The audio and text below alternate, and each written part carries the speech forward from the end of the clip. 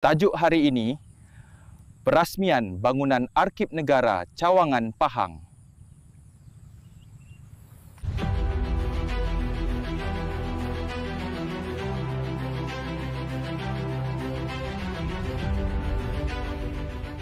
Pada hari ini, dalam tahun 2011, Majlis Perasmian Bangunan Arsip Negara Malaysia Cawangan Pahang disempurnakan oleh Kebawah Duli Yang Maha Mulia Sultan Haji Ahmad Shah Al-Musta'in Billah Ibni Almarhum Sultan Abu Bakar Riayatuddin Al-Muazzam Shah Sultan Pahang di Kuantan, Pahang.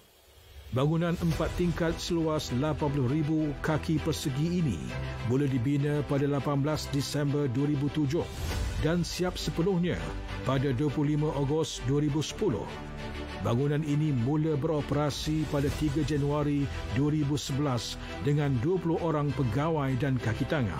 Arsip Negara Malaysia Cawangan Pahang ini berperanan menyediakan ruang penyimpanan rekod yang bernilai kekal dari agensi kerajaan persekutuan dan negeri, khususnya di negeri Pahang.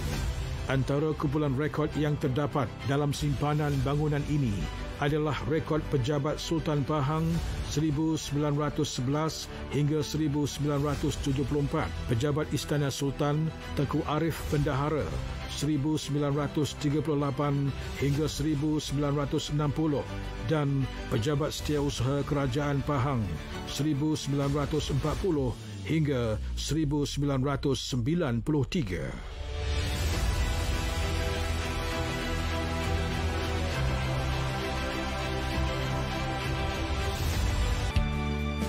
Belilah pewarna